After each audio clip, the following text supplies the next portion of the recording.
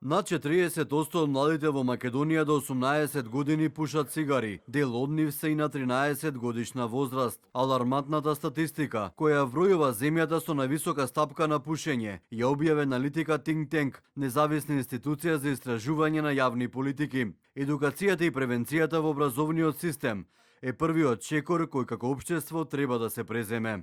На младите под 18 години анализите ни покажуваат дека не им се забранува продажба при продавање, значи треба поголема да се почитува законската регулатива.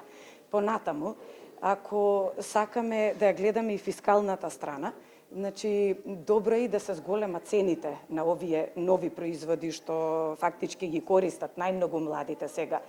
Во ред пуши македонскиот народ, меѓутоа ајде да влијаеме на младите.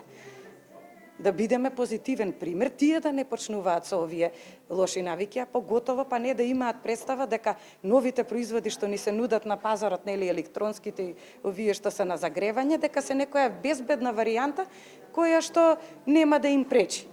Со новите законски решенија за основно и средно образование, училиштата се задолжени да спроведуваат програми против злоупотреба на тутунот, дрогата и алкохолот. Новина од оваа година е воведување на предметот Учам за моето здравје. Во Македонија пушењето е забрането на многу места, па и во училиштата, па и во дворовите.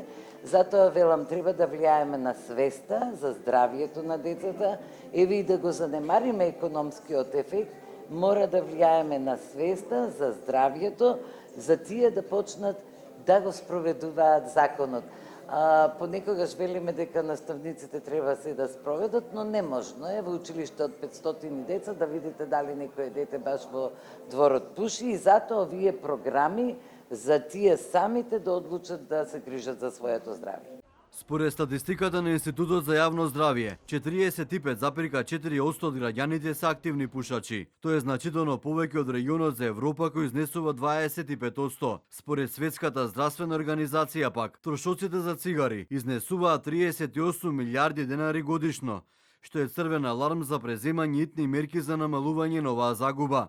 Институтот за јавно здравје отвори телефонска бесплатна линија за откажување од пушење.